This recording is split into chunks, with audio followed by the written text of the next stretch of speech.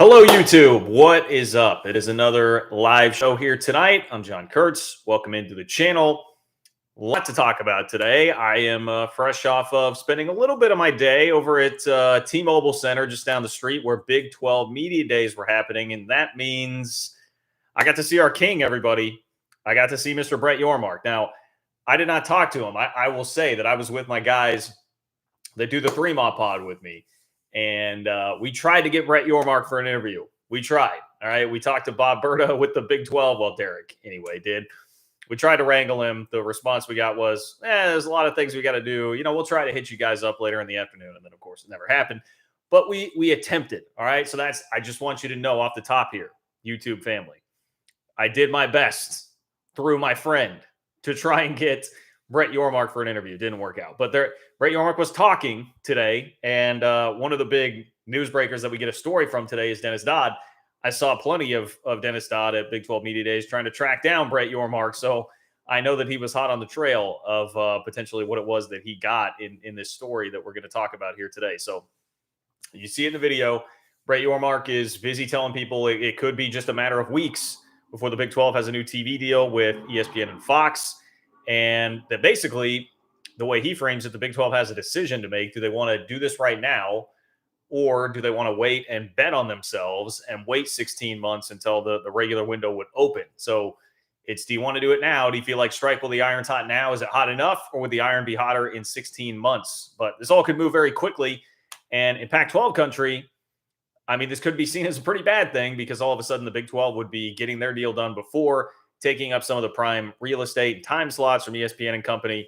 So this could be a real strategic advantage for the Big 12 if they can go ahead and rush to the altar and get this done as quickly as it appears Yormark might be able to. He's made a lot of news this week. There are a lot of headlines. The Big 12 got a marketing agency in the fold to help out here that's really pushing this younger, hipper, cooler kind of vibe.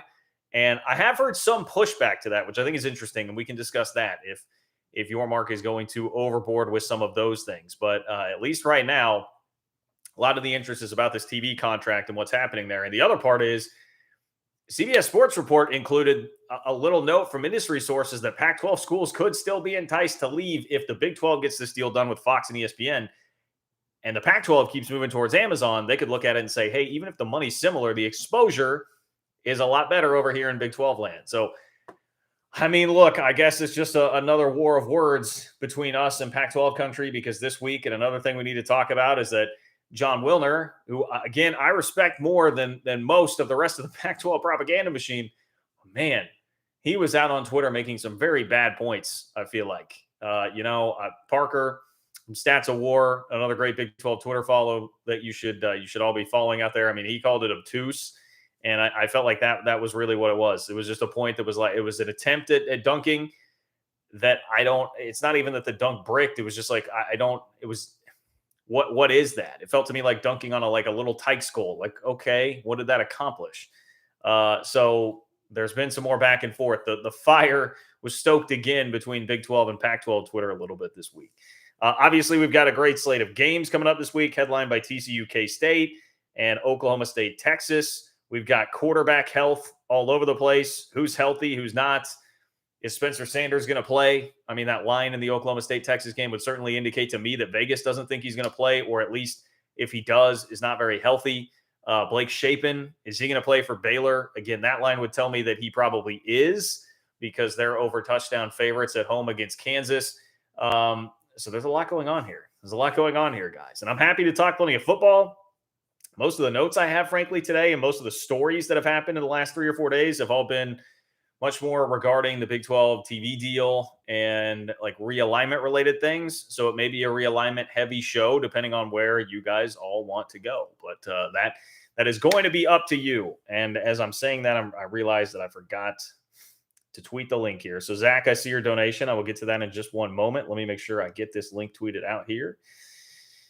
Just did it from the wrong window, so I lost something I was trying to keep there. But let's see. YouTube live time. Big 12 TV deal. Could be coming soon. Big 12 schools. Still might bolt per CBS. QB health question marks.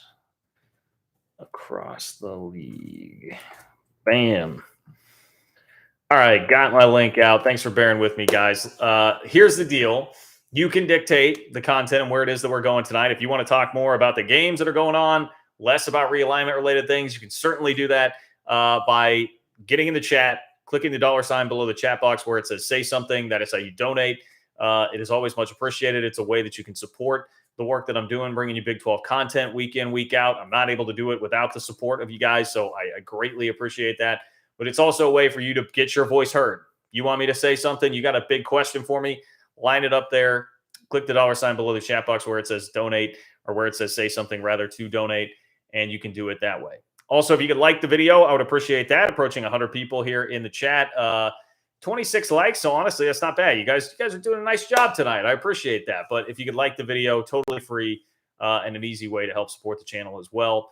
It's John-Kurtz-4 on Venmo if you're watching this after the fact and you would like to support the channel as well. So there's the housekeeping out of the way. Now we're off and running and ready to roll tonight. We'll start here with Zach. What's up, Zach? Zach says BYU is 4-3. Their New Year's Six bowl game dreams are dead, and they don't have a conference to win. Are they just in football purgatory until their Big 12 debut? I mean, the rest of the year, I'm sure it's disappointing for BYU. Purgatory, purgatory being like you're stuck in between, like not terrible, not great.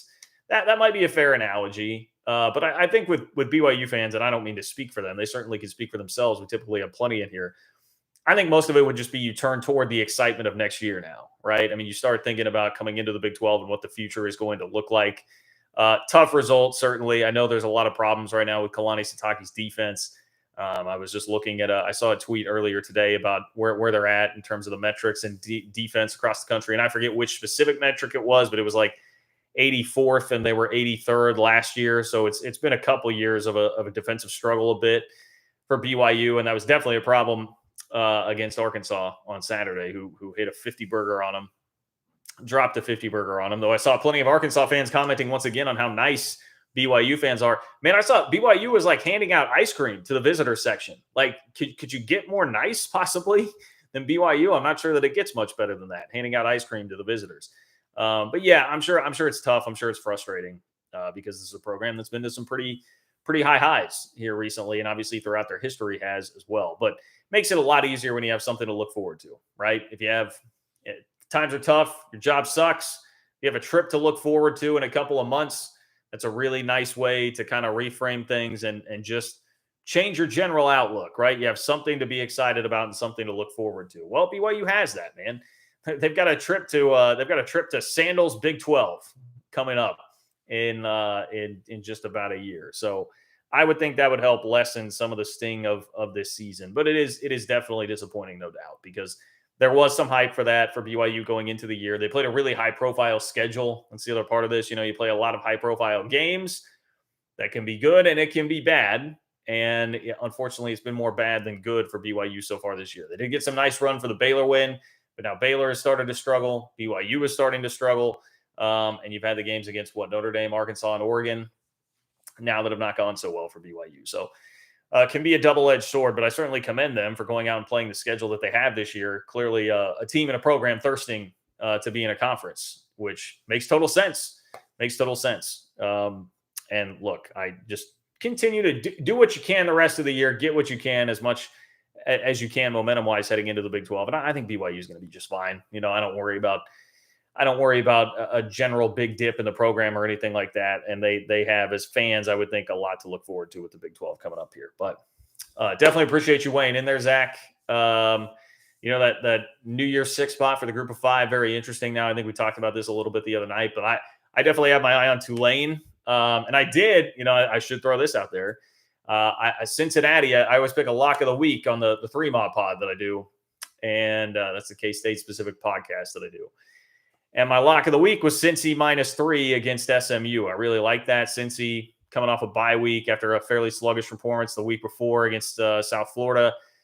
I think they're going to smack around SMU. I like Cincinnati in a bounce back spot there. So, Cincinnati, Tulane, AAC will be very interesting when it comes down to a potential New Year's Six spot.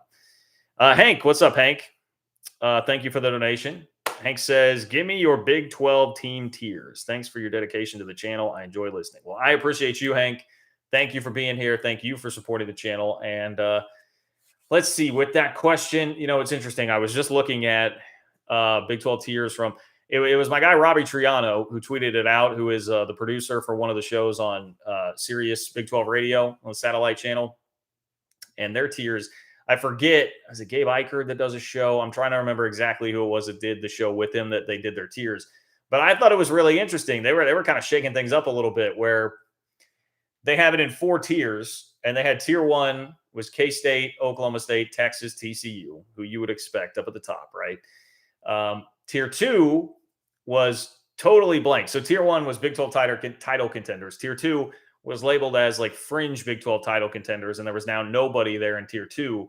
Then in tier 3, it was, it was like Oklahoma, Baylor, Kansas, West Virginia. And then at the bottom was just Iowa State as the bottom of the league, which it's just a tough one. I mean, that's such a tough exercise, because I have a hard time saying that Iowa State is the bottom of the league. I mean, I get it. At a certain point, you are what your record says, but man, 4 losses by a combined 14 points. They just have any kind of a kicking game in Lawrence. They're winning that thing. If Xavier Hutchinson doesn't drop a ball 2 weeks in a row, they would have beat both K-State and Texas. So it's really hard for me to get totally on board with that, even though I do think there is a lot of truth to, even if these games are really close, at a certain point, you kind of are what your record says. And I think there's an element of that at play with Iowa State. I think, by the way, Texas Tech was in that next to last tier also, of teams that are really feisty, but not in that Big 12 title contender category. So I think out of that, I mean, it feels like a giant cop-out. But if I were going to do it kind of based on that, I'd just bump Iowa State up into the same tier as everybody else. I would keep like everybody. To me, there are like 2 tiers with a gap in between. I think that's about right. I would say Big 12 title contenders, the 4 that we know have separated themselves at this point in the season. In between fringe Big 12 title contenders, not really anybody right now, until we start seeing some of the teams up in that top tier get more losses and really open things up. I'm not seeing anybody else that can really make a run at it, like go unbeaten the rest of the year. I don't see that.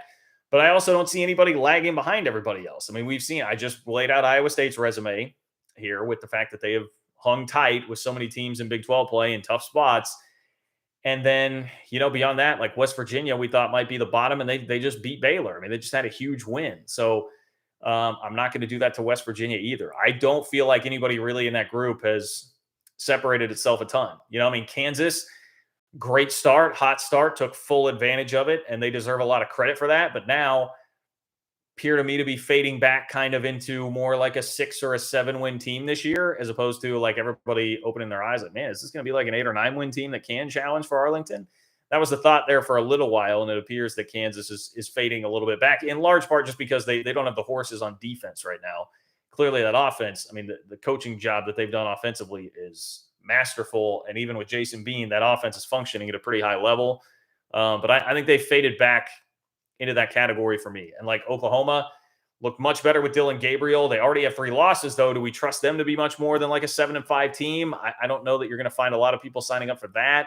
So it just is like this big jumbled mess to me of like 6 teams that are feisty, that are going to jump up and beat some people, that I do think will beat teams in that top tier as we march toward the end of the Big 12 regular season here.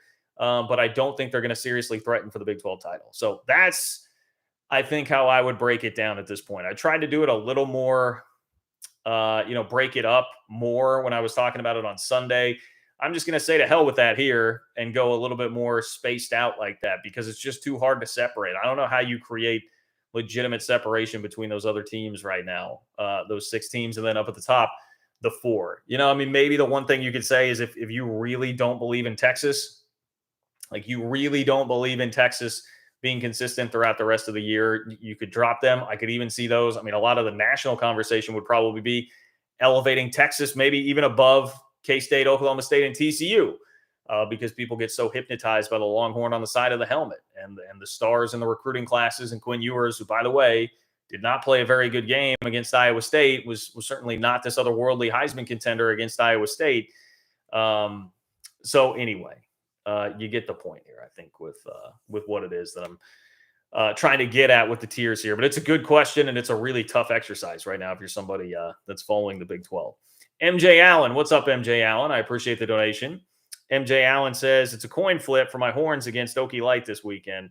After a week off, they have K-State. If K-State wins, $50 super chat for you. If the Horns win, you wear a Longhorn shirt on the next show. Oh boy, do I want to make that bet over $50? Let me say this, MJ. Let me say this. Let me see how I'm feeling after Saturday, okay? So if you can come back to me on Sunday with that, or like Wednesday of next week after K-State gets through this TCU game, God, then there's an Oklahoma State game too. Game week, okay? Bring that back to my attention game week, and I'll see how froggy I'm feeling. I'll see how froggy I'm feeling about that and whether or not I want to get down on that. I very much appreciate the offer. I don't know if I could live down wearing some Texas gear. I really don't. You'd probably have to send it to me too. I don't own any Texas gear, which probably wouldn't shock you to learn that. But it sounds like you're pretty game to be a part of that. So let's talk about it. I'm down to have some fun with that. I really am. And anybody else, if a TCU fan, Oklahoma State fan for next week, whatever, I'm down to have some fun with that. So that's a good idea. It's a good idea, MJ Allen. But just remind me the week of. As far as the game goes, pretty fascinating game. And I would in general, like if I get a healthy Spencer Sanders, I agree with you on a coin flip, definitely. But I'm just not, the Vegas line does not make me confident about a healthy Spencer Sanders. I believe I saw that Mike Gundy basically just punted on any kind of update or anything at his press conference earlier this week, where he just said blanket statement, like, I'm not going to talk about injuries. I tried scanning Twitter earlier today to see if there were any rumors out there about Spencer Sanders' health here at this point in time. And I did not really see anything there. So I was not able to come up with anything. Sorry, guys. I'm trying to get rid of this bot in the chat, as it doesn't look like we have a moderator in yet here tonight. But anyway, yeah, I think toss-up game if Spencer Sanders is healthy. If he's not, I mean, man, Texas has a lot of the makings of a team that could go in there and really wreck shop. But I don't know. I'm conflicted because on one hand, this seems like, I mean, that's a tough place to go play. That's a physical team at Oklahoma State. I always think of Texas being pretty soft, right? Oklahoma State they've been there, done that. They consistently win. They certainly have been, and like Mike Gundy has been able to beat Texas. I don't think they'll be scared, intimidated, anything like that. Seems like we've had a lot of good, wild, crazy games in Stillwater between those two. So I tend to kind of expect that sort of thing. But I expect Texas to trip up. I mean, I was talking with some buddies about this at Big 12 Basketball Media Days earlier today. I expect Texas is going to trip up at least once the rest of the year. I just can't, in a conference this deep, especially, expect them to be consistent for an entire second half of the season. I just don't see that happening. So that's a long way to saying kind of a word salad to, like, I don't feel great about one side or the other in this game. Like, if I would not bet this one way or the other, because the line makes me very uneasy, and worrying about Spencer Sanders' health makes me pretty uneasy. I see Nick responds there, shoulder. Yeah, shoulder is what I've been led to believe is the issue with Spencer Sanders. I know there was some conversation about his health going into the game even last week against TCU. It looked pretty good for the first part of the game. I will say, and I'll shout out Parker again, Stats of War on Twitter. He spotlighted the play. It was, I can't remember what the score was. Oklahoma State was up a couple of scores already. There was a deep ball in the second half where Oklahoma State gets a receiver open. I mean, he's definitely there, and Spencer Sanders goes to throw this deep ball and underthrows it, like pretty woefully underthrows it. I believe it got intercepted. And like, that was a chance to be the real backbreaking touchdown. It's there if he gets the ball there, but it was underthrown. And then it goes totally the other way in the game. The momentum of the game flips, and TCU winds up winning in double overtime. And that was a spot where I wonder, okay, like, is everything okay there? Is there some sort of shoulder issue? I don't even, and I say that ignorantly, not even knowing if it's the throwing shoulder that we're worried about with Spencer Sanders. But either way, that's a play that he missed. There is still some level of inconsistency to his game, even if he has rounded into shape a lot more than where he was at earlier in his career. I mean, I love him as a player. Always have, to be honest, even when he was much more high risk, high reward than he is now. But if he's not healthy, that's tough against Texas. That can be a pretty tough go. And I would imagine this is a game Texas can get up for, because they know about the Big 12 title implications, and they know Oklahoma State is a team that's been at the top of this league for a while and always competes at the top of this league. Zach, what's up, Zach? Zach says, well, prepping for Cincy's game against SMU. I watched the 30 for 30 on their program getting the death penalty. What's your favorite sports documentary? Whoo, boy. I'm glad he said documentary and not movie because I generally hate sports movies. I always find them to be way too corny. I have a soft spot for the U. I do, and people hate that. But the U, when it was at its peak, pretty damn fun. Hard for me to hate. I love a little extra swagger. I love guys who are a little extra, a little over the top. I tend to gravitate toward that sort of thing. So it's hard. I watched the U 5, 6, 7 times probably after it came out. One of my friends did at one point buy me a Miami t-shirt. So I was like a Miami bandwagon t-shirt fan there for a hot minute at one point in time. So I would have to say I'll go with the U. I'm a sucker for the U. I'm sure there are others that I'm forgetting about right now. I'm going to stick with the U. The SMU one is good. I mean, any kind of college football documentary, you're definitely gonna hook me. You're definitely gonna suck me in with that. But Catholics versus convicts. Nick says Catholics versus convicts. That is another really good one, of course, involving the U. So maybe we found my soft spot a little bit there. Okay, I'm going to break off and get into what Brett Yormark had to say about the Big 12 TV deal, Pac-12 schools potentially bailing because of it, according to CBS Sports. I will remind you, though, if you want to hop in here and get your question or comment on the chat, dictate where we're going with this, you can do so by clicking the $sign below the chat box where it says say something. That's how you donate. It's how it will tack your chat up at the top for me, guarantees that I read it, your question or comment, and also as a way to support the channel, support the work that I'm doing to bring you Big 12 content week in, week out here on the channel. It is much appreciated. As always, if you're watching this after the fact, you can donate and support the channel on Venmo. It's John-Kurtz-4 to do that. And please, if you haven't yet, like the video. That would be great. We're now up over 200 here in the chat. 63 likes, so doing all right. But if you guys could like the video, it's free. Just one click. That's another way you can support the channel as well, and I always do appreciate that. Okay, so Brett Yormark says the Big 12 could have a new media rights deal in place with ESPN and Fox within a matter of weeks.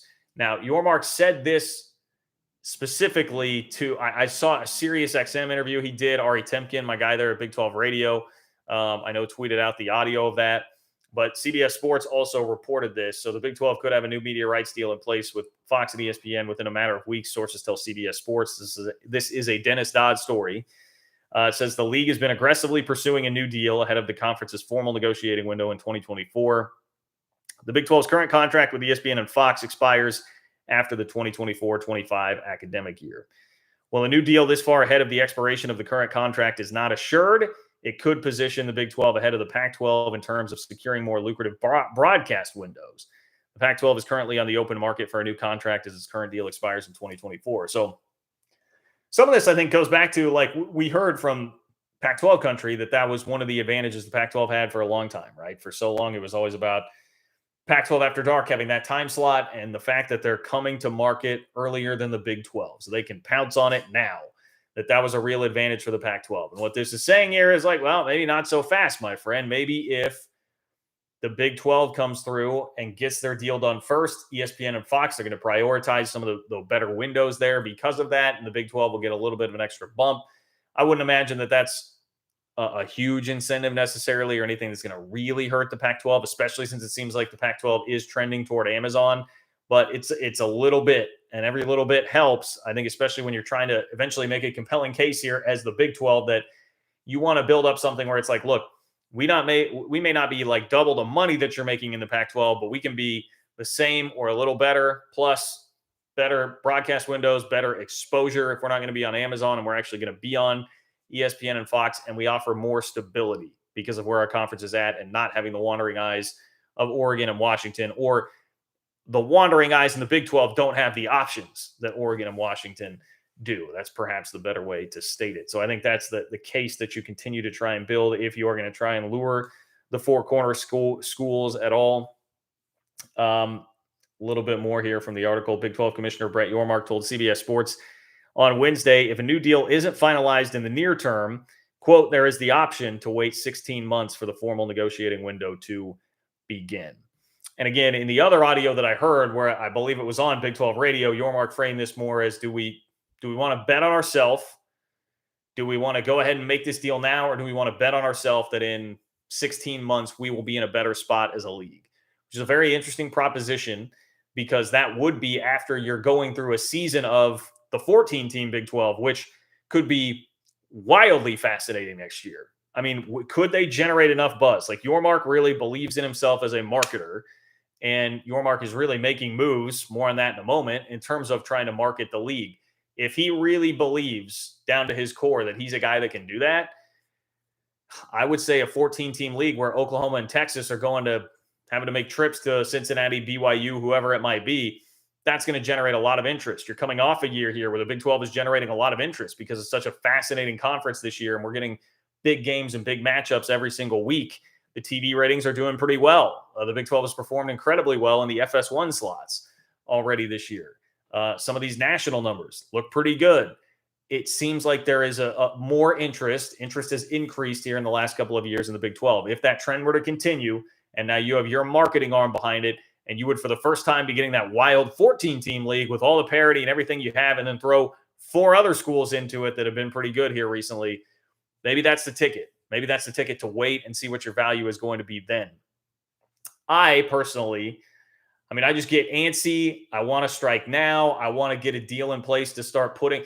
I've always said, like, what you need to really make a case, if you want to really make a case to the 4 corner schools, if there's any chance of that happening, your case would have to be bringing tangible numbers to the table. And this would be a way to bring tangible numbers to the table. You could be hurting the Pac-12 a little bit, depending on some of the slots that you might lock down here with this. And then you have a more full portfolio to offer to them. And I would think that even just the gravity of making a move like that and jumping in front of the Pac-12 in the pecking order as recently as Yormark came into the league, I would think that would destabilize the Pac-12 at least a little bit. At least a little bit. It would send some shockwaves through the college football world and make that calculus a little bit different for some of the Pac-12 schools right now, instead of just all these hypotheticals, right? And all these Big 12 Twitter folks and Pac-12 Twitter folks kind of fighting over things and throwing different numbers out there and seeing what will stick, right? So to me, that's kind of what's at play here. So I lean toward, like, hey, just go and get it done, Izzo, Mr. Yormark. Just go do it. Go do the damn thing. Get it done. But I also understand the concept of betting on yourself here. And I don't think it would be the worst thing in the world if it turns into, all right, let's go see what the marketing arm of Brett Yormark can do for this league in a year. Let's go see how things play out this year. If you can have another championship game with playoff implications potentially and high stakes and people want to watch it just like they did last year, then you're bringing Oklahoma and Texas into this crazy conference of 12 other teams. That could be the real time to strike while the iron's hot. So very interesting stuff there. I see Nick. I see Michael. I'm going to get to you in just one second. I want to finish reading some of the rest of this article. It says Yormark expects per school media rights revenue to increase from its current deal despite the loss of Texas and Oklahoma. So again, everybody expecting, this has been consistent internally, externally, from everybody within the Big 12. They expect that amount of money per team to go up from where they're at right now, which we can take a step back and realize how far that's come from Bob Bowlesby telling Texas legislators that it was going to be half the value, you'd lose half the media value with Texas and Oklahoma leaving. That's a long way that the Big 12 has come in a pretty short period of time, all things considered, to where the TV deal is expected to increase the payout for everybody. It says with those two giants, Big 12 schools are currently receiving $43 million annually for their media rights. That's a figure that includes revenue from the NCAA tournament and bowl games. Asked how a new media rights figure could surpass $43 million per program, Yormark told CBS Sports, and I love this. This may be the most Brett Yormark quote we've seen so far. Asked how a new media rights figure could surpass $43 million per program, Yormark told CBS Sports, quote, "I'm a good salesman." That's the quote from Brett Yormark. I'm a good salesman. I freaking love that, man. This dude is confident. Now, I will also say, I've heard some whispers now. I was actually listening to Kansas City Sports Talk Radio today. They, of course, had a contingent of guys down there at Media Days, and they were kind of like, all right, this guy's either going to be a wild success or a massive failure because of how confident he is, the way he talks, some of the ideas here can be pretty high risk, high reward, trying to market the league to a younger audience, all that stuff. I understand how you would say that. I understand why you would think that. But I love the confidence here. Again, I think the Big 12 needed somebody to come in and be confident, bordering on cocky at this time in this place. I still do believe that this was the right type of hire for the Big 12, although I can understand some of the trepidation, and it is such a stark contrast to what you had in Bob Bowlesby. It goes on after the "I'm a good salesman" quote. It says he stressed the value of live sports, the unknown of who is going to win, which has long been the attraction of TV rights. Quote, there is nothing more valuable in live sports right now. Generally speaking, there's a huge appetite for what we sell. That in itself gets us to a higher place.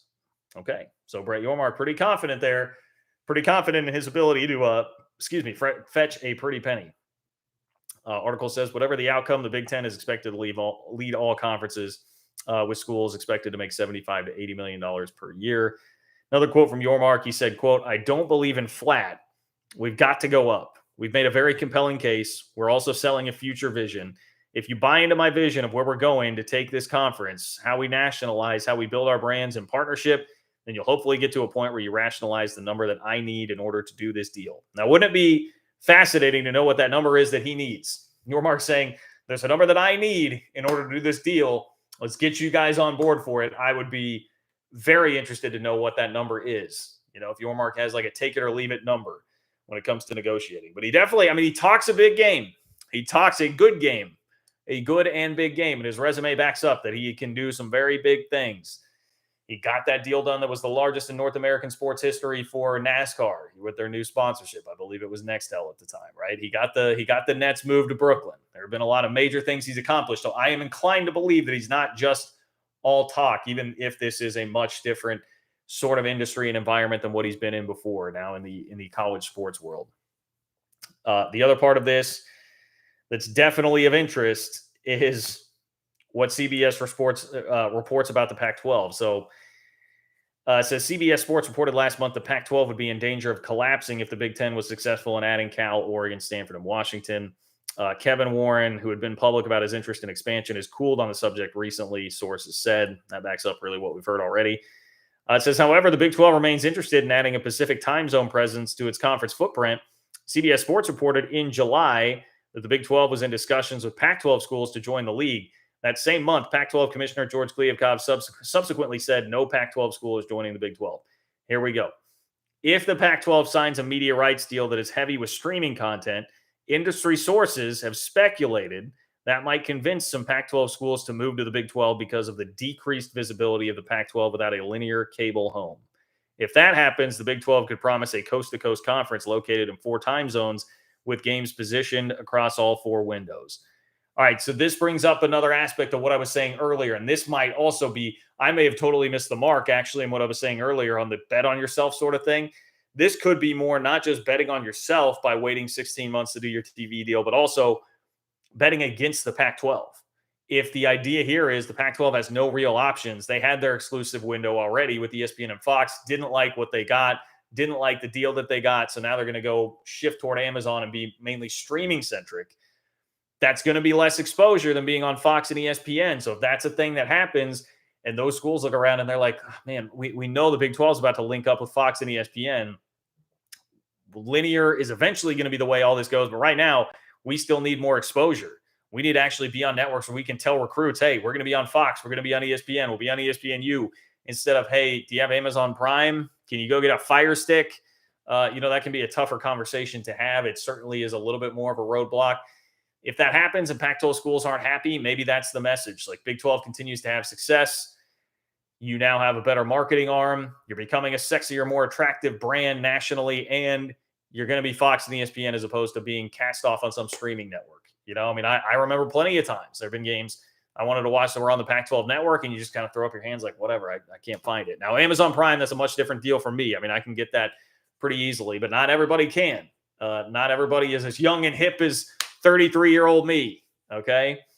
So that would be kind of the idea there. And at least it's another, you can say what you will about Dennis Dodd, but this is another source that is, or at least another time that we're getting a source still keeping that door slightly open. The Pac-12 propaganda machine will have none of that. They won't leave that door cracked open for a second, that there would be any entertaining thought of Pac-12 teams joining the Big 12 before it was totally blown up and dissolved.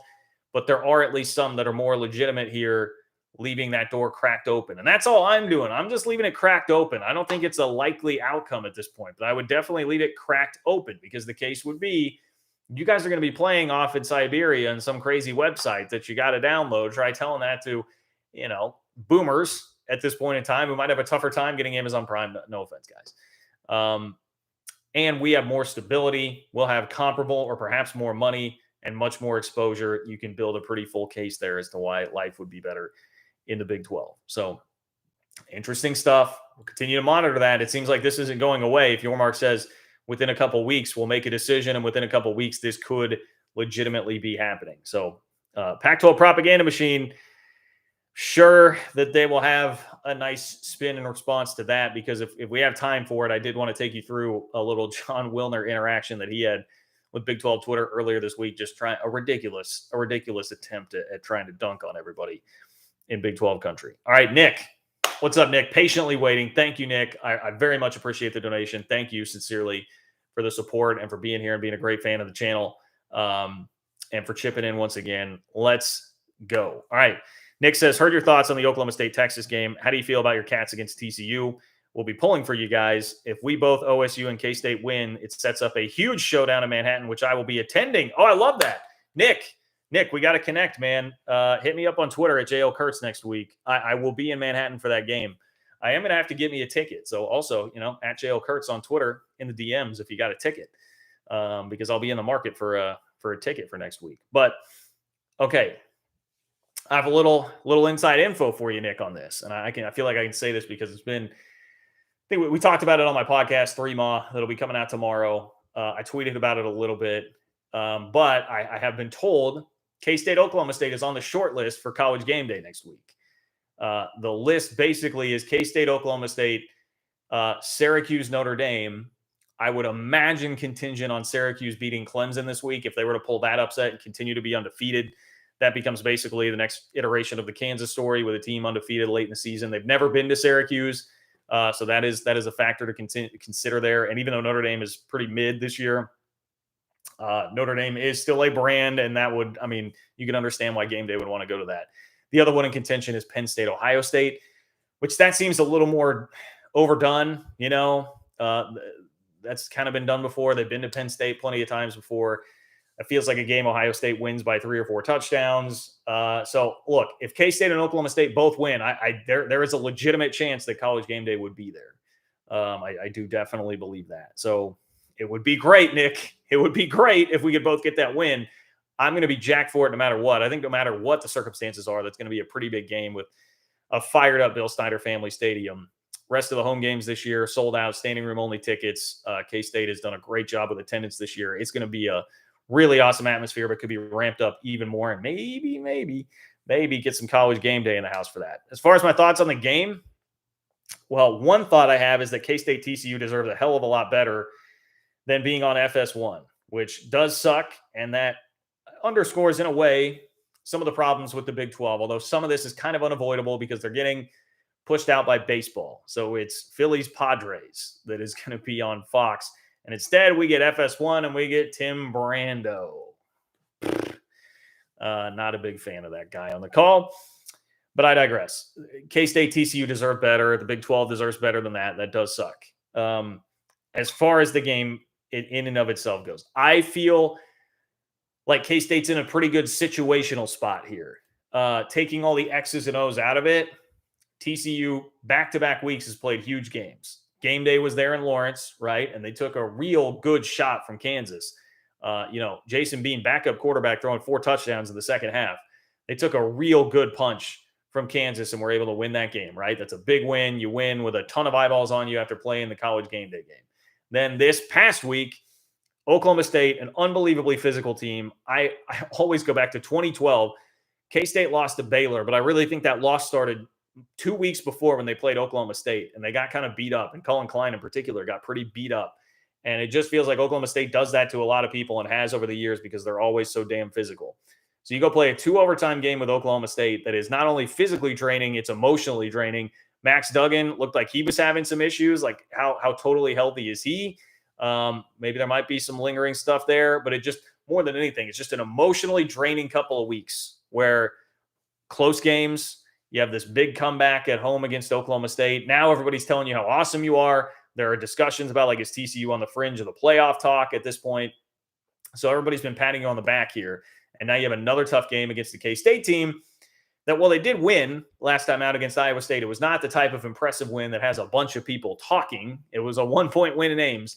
It was a survive and get out of there. And K-State was also very beat up. And at least publicly, what the team has said, what Chris Kleiman said at his press conference earlier this week, is basically everybody will be back and healthy and ready to go, which is some of the biggest names on the team. Deuce Vaughn, Felix Anudike-Uzama. It's a couple of All-Americans right there that needed to get healthy. Deuce was out at the end of the Iowa State game. Felix was beat up. Khalid Duke, K-State's other really good pass rusher. It sounds like he's probably going to be able to play. He went out on the first series against Iowa State and missed the rest of the game. So that's very good news if you're a K-State fan. So K-State, meanwhile, has had time to just kind of sit, rest, chill, and get healthy. Chris Kleiman even said he doesn't buy into, like, there being too much of an advantage besides just getting healthy and being able to rest.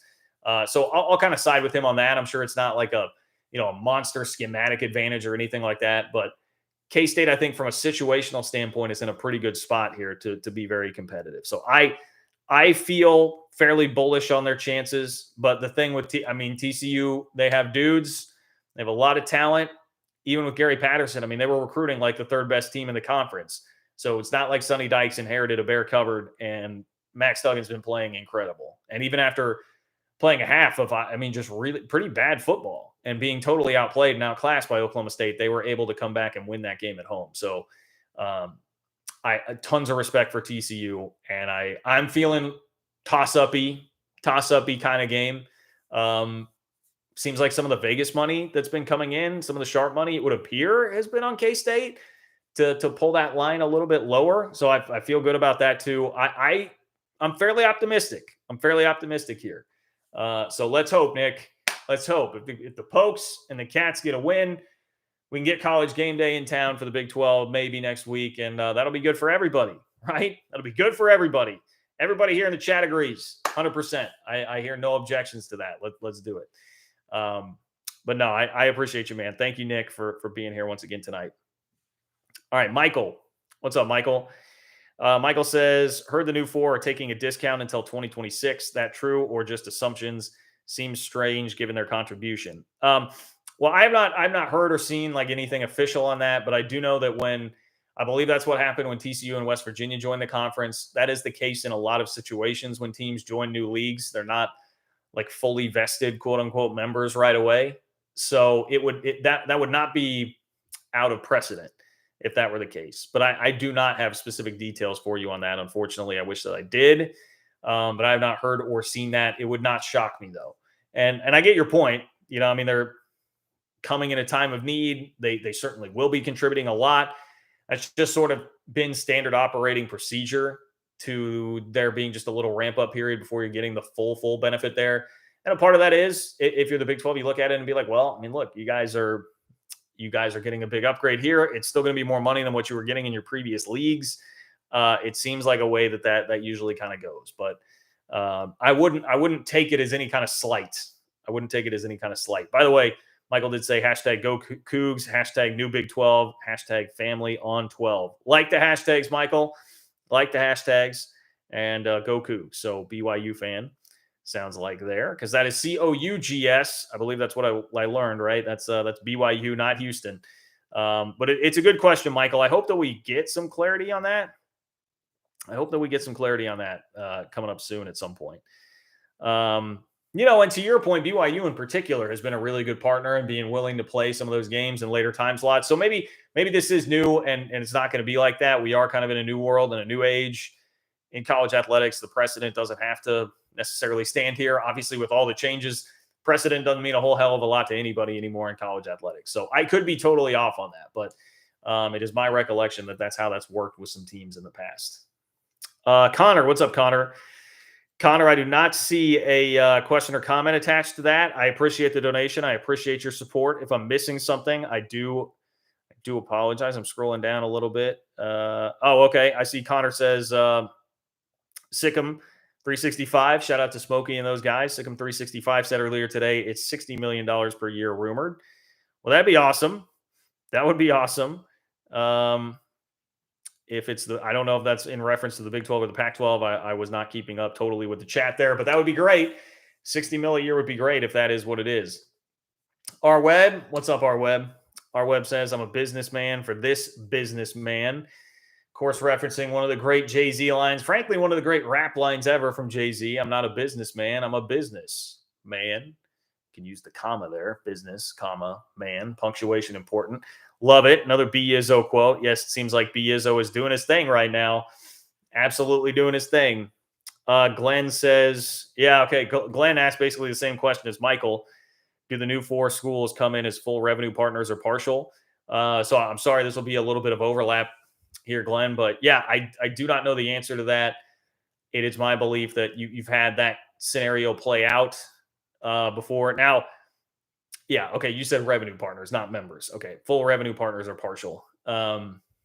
Be very interested to know how Yormark feels about that and what he feels like the value is there, because Yormark's not a guy. I mean, he's not the guy who brought these 4 schools in, but he's also not a guy who has a ton of loyalty to the other 8 schools, right? He's not somebody that's been around working with these people for a long time. So I don't know. To me, there wouldn't be like a great way to figure out which way he's leaning on that and how he really feels one way or the other of who deserves what. So he's also totally from outside this world and outside this realm. Again, back to my point about precedent and why it might not matter. Yormark's not a guy that's been working in college athletics, so he may be less willing to abide by whatever the precedent has been as far as that goes also. Doug, what's up, Doug? Doug says Big 12 had 4 of the top 12 rated games last week. There have been some good TV numbers here recently for the Big 12. I definitely would back you up on that. There we go. There's Doug's comment. Let me pull up what I had on TV numbers here.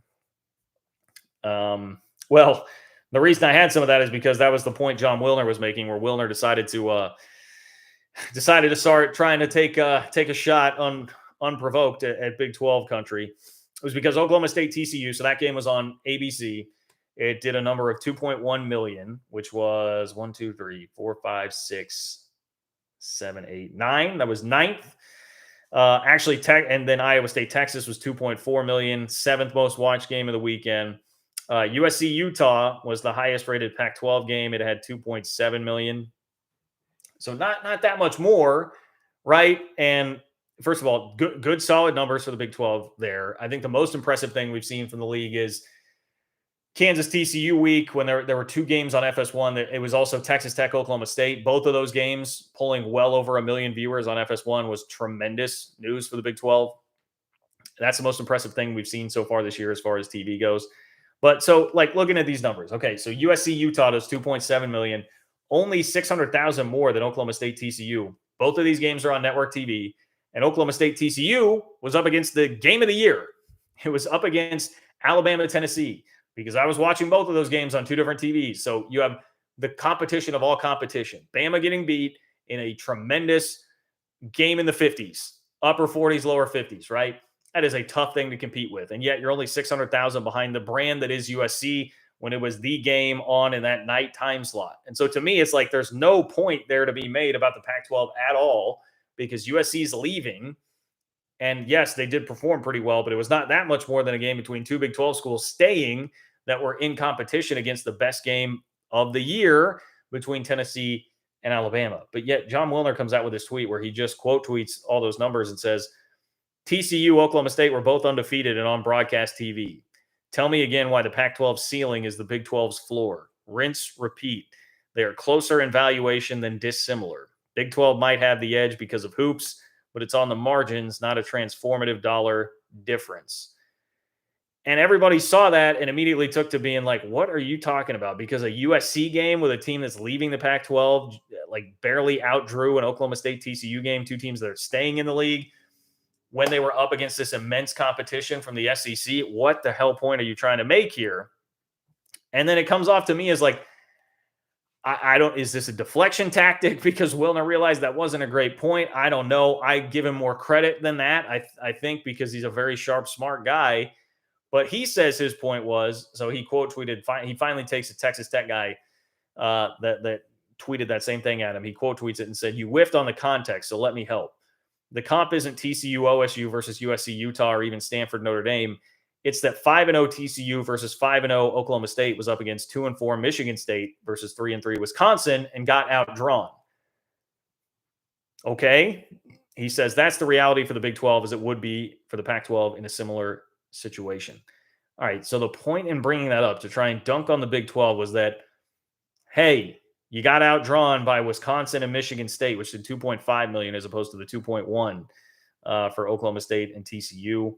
Again, let's consider the windows here. Let's consider the competition. And yeah, we know that the Big Ten is going to outdraw both leagues. That's not the point here. That doesn't mean that there still can't be a pretty significant difference between Big 12 and Pac-12. And once again, to me, it's always been about more than just the money. It's a slight edge in money combined with a massive edge in stability and what could be a major edge in visibility if it's going to be Amazon versus Fox and ESPN from the two deals. So I hate it. It's to me, such a propaganda wing sort of response there, and just weirdly unprovoked out of nowhere. That's not good material to dunk with. I mean, you're trying to dunk a banana instead of a basketball there. Like, what the hell good does that do? I don't understand. I did not understand that one at all. But long way to say, Doug, it's a good point. The Big 12 has been faring pretty well as far as TV numbers go. Again, Wilner, nobody's trying to argue against the Big 10. They're not going to outdraw Wisconsin and Michigan State. And it's depressing because there are a lot of crappy to very meh football games in the Big 10 that do big numbers. It's depressing that such large swaths of our country watch such awful football in large numbers like that. But they do, and we know that that's a reality, and that's why the Big 10 is getting freaking paid. But we know that, and there still can be a big difference between Pac-12 and Big 12, even if they're not going to be the Big 10 of the SEC. So very weird. Very, very weird. Alan, what's up, Alan? Alan, I appreciate the support. Thank you for being here tonight. Alan says, great show, John. No disappointment with my Jayhawks. 17 points away from 7-0 is better than anyone expected. See you in Manhattan. Rock Chalk Jayhawk, Alan. Alan, I may be more free now. It sounds like I'm no longer going to be doing Jumbotron for the KU K-State game. So I should be able to be there as a fan. So that gives me a little more opportunity to link up there. And yeah, there should be no disappointment at all if you're a Kansas fan. Like, that's a legitimate talking point here. There was so much hype, with the unbeaten start and College game day and Kansas fans being high and mighty and rushing the announcement of the stadium like Travis Goff did. There was such a whirlwind of hoopla. And from a media standpoint, like a PR standpoint, it was a great job. A hell of a job by Kansas to just capitalize on all of it as much as you can. It does set you up for some disappointment really in the back half of the season because the schedule does get tougher. These are tougher games left for Kansas, no doubt about that. The schedule was softer to start the year. But man, yeah, the over-under in Vegas was 2.5. Like, nobody was expecting. You're talking about already being double what the Vegas expectation was this year. I would tell you, to me, the question is, does Kansas win one or two more games? I think for sure they're going to be going to a bowl. It's a matter of, can they get to 7? Can they push it to 7-5 this year?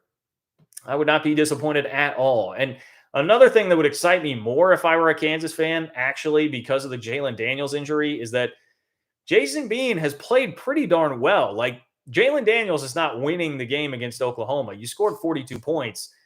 Defense couldn't stop anybody. You gave up 700 yards. No matter what Daniels did, Oklahoma was going to match that with their offense.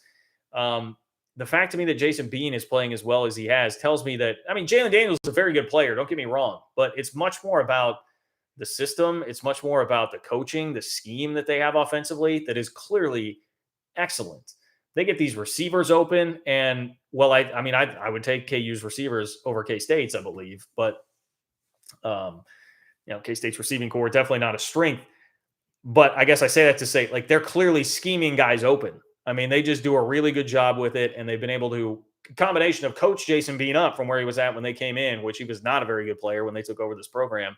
And now he's kind of seamlessly just fit in there, and the offense continues to run pretty well. I would just be over the moon about that if I were a Kansas fan, because as exciting as it is to have just a tremendous player, in particular, a tremendous quarterback and a guy that plays as exciting a brand of football as Jalen Daniels does. It's better if it's just the system and you know that like these guys can coach. And as long as he's not leaving for a different job, you just insert the next quarterback in and keep that thing rolling, baby. And that's really how I feel about Kansas. So yes, do not be disappointed. That would be my message to Kansas fans for sure. Do not be disappointed, or anybody else. You can't be like, oh, Leipold, he only won one game down the stretch, whatever.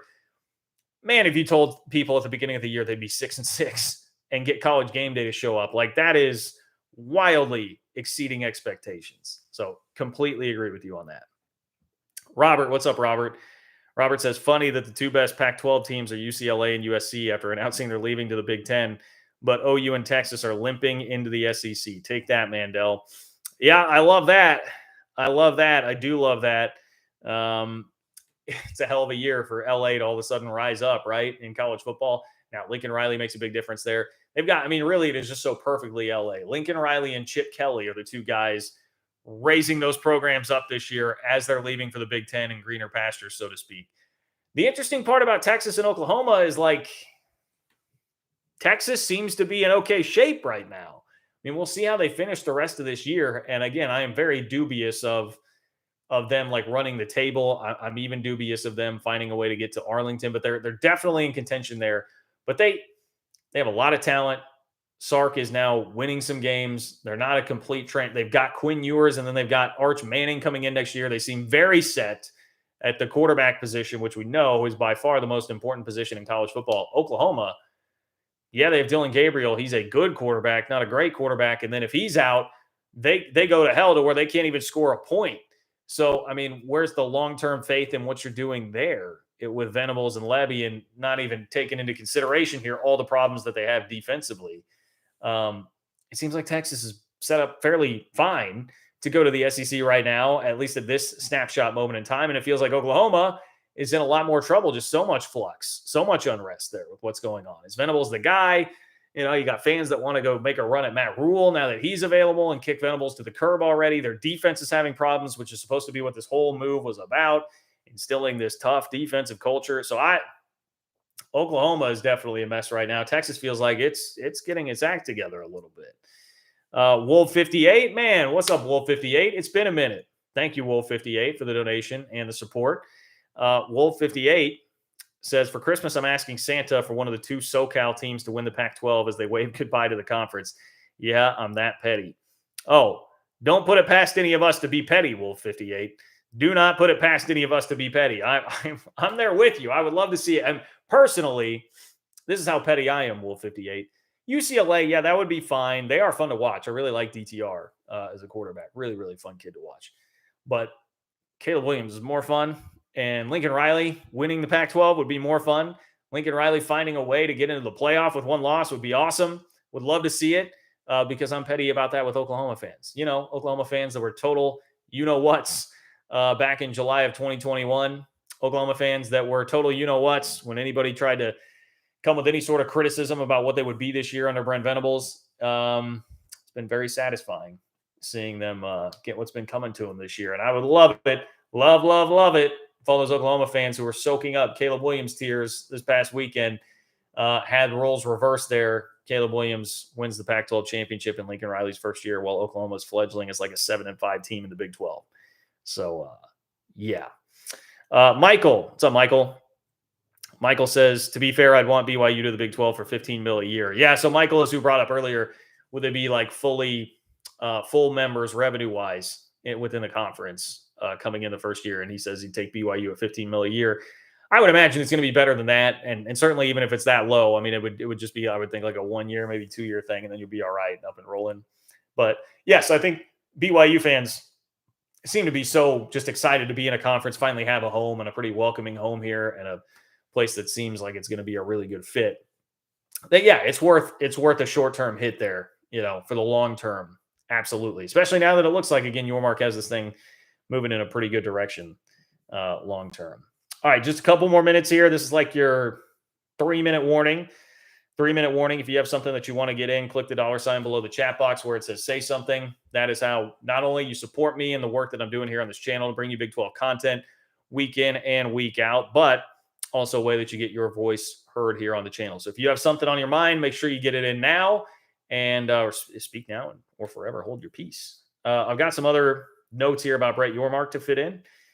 Some of it from Big 12 Media Days, which again, I did attend for a little while earlier today. Big 12 Basketball Media Days. We are talking hoops. I don't have a ton of like hoops info for you. I just popped in to do a couple interviews with K-State guys and Scott Drew and my guy Scott Drew. Got a chance to interview him today, which was great. I do love me some Scott Drew. But I saw Dennis Dodd like hot on the tail. He was wherever Brett Yormark was.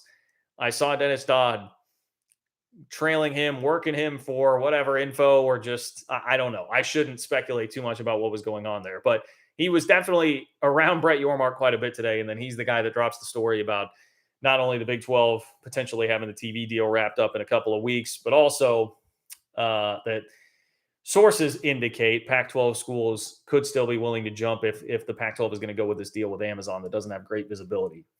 There was further confirmation that Oklahoma and Texas will be here until 2025. This one seems to have flown under the radar a little bit, but Yormark said, quote, "They're going to be here through 25. They've committed themselves in advance of me getting here, and they've reiterated that commitment. So they'll be here through the duration of the grant of rights. And my relationship with both Texas and Oklahoma is very, very strong, and they are full members, and we're looking forward to working with them." Coming on the heels of the report that we talked about last time that Fox was playing a large role in keeping Texas and Oklahoma around. So, more confirmation of that. Again, could all be for naught if something changes, but at least right now, Texas and Oklahoma, everybody's saying the right things and being a little more vocal about saying those things that they'll be sticking around. Also, Yormark did say he confirmed that the schedule, the 2023 football schedule, will be released in early December. Says that's when it's typically released. And when he said that, I was like, man, I hadn't even thought about that. I don't remember when we typically see that released. But I guess that sounds right. So if you are, I think the important part there is if you are a Houston, UCF, BYU, or Cincinnati fan, December is when you should be getting that answer about like, who are we going to get? Do we get somebody coming to our house? Are we going to Texas? Are we going to Oklahoma? I mean, I'm sure you're excited for the entirety of the schedule, but I know, look, we understand. Everybody wants their piece of Texas and Oklahoma and their real shot there. That should be when you find it out if you are one of the schools that are coming into the conference. And also, I mean, finally, I guess I can close with this. We heard Brett Yormark say he wants to get younger, hipper, cooler. He's backing that up with some action here because we got this press release earlier in the week. The Big 12 has announced its partnership with independent creative agency Translation to contemporize the brand and scale its national relevance to appeal to a younger, more diverse audience. As the world's most culturally influential creative agency, Translation is known for creating breakthrough sports campaigns, having worked with the NFL, NBA, State Farm, Beats by Dre, Brooklyn Nets, Nike, New York Knicks, and more. And here's a quote from Yormark. Quote, "It's critically important we continue to align the conference and its member institutions with partners that know how to innovate and elevate us. Translation's legacy in creating culturally rich content and experiences on behalf of major sports leagues and brands makes their team a perfect partner to bring the Big 12 into its next wave of growth. With the conference scaling into 8 major markets, Translation would offer strategic, cultural, and creative expertise to co-author the next wave of brand growth." What was the other part here that was really interesting to me? Yormark says, we're looking to bring the Big 12 brand to untapped audiences, creating a new standard for how a sports conference shows up. So I guess the only thing I would say with this, and I may do a standalone video on this, exploring this a little bit more. I get how you'd look at that and say, all right, I hope that this is not going to be a mistake or steering too hard toward that. And one thing, I mean, like the one thing I've heard from Yormark that I don't love in all of this is talk of him maybe moving the Big 12 tournament from Kansas City at the end of the contract, at the deal in 2025, when that is up. Don't love that at all. It's such a great, beloved event here. It's well attended. It's an awesome atmosphere. And it does seem like Yormark kind of craves more of like an NBA style thing and wanting to take it to what he would foresee as like bigger and better markets. And I understand like trying to get exposure in other markets and stuff, but like, I don't know, like the ACC's done New York, like some of these other conferences have done bigger cities, and it just doesn't have like a great feel to me. So could there be an overcorrection and some things wrong? I'm certainly open to, look, I've been a cheerleader for the guy for sure, because I feel like he's the right kind of guy at the right time. And I've liked a lot of what he's done and said. but I will not just blindly not question anything. So I am open to a discussion there and at least thinking and keeping an eye on here. All right, is this going to be the real strategy the league needs? I tend to think in most cases, yes, that is what the league is going to need, but it is something worth monitoring. And certainly we will do so here on this channel. But that's going to wrap it up. Been a long day for your boy. Pretty tired here. I'm going to go get some couch time. Hit me up on Twitter at JL Kurtz in the DMs there. I try to be fairly responsive with that. Spread the word about the channel on social media. If you're in fan groups of different teams, let them know. Let's grow this even more than where we're already at. Over 15,000 subscribers here. Family, friends, word of mouth, anybody you know that would like Big 12 football and college football content, let them know about the channel. If you are watching taped, John-Kurtz-4 on Venmo. If you'd like to support the channel as well, that's an easy way to do so. And I will talk to you guys on Sunday after another week of Big 12 football. I will see you then. Take care.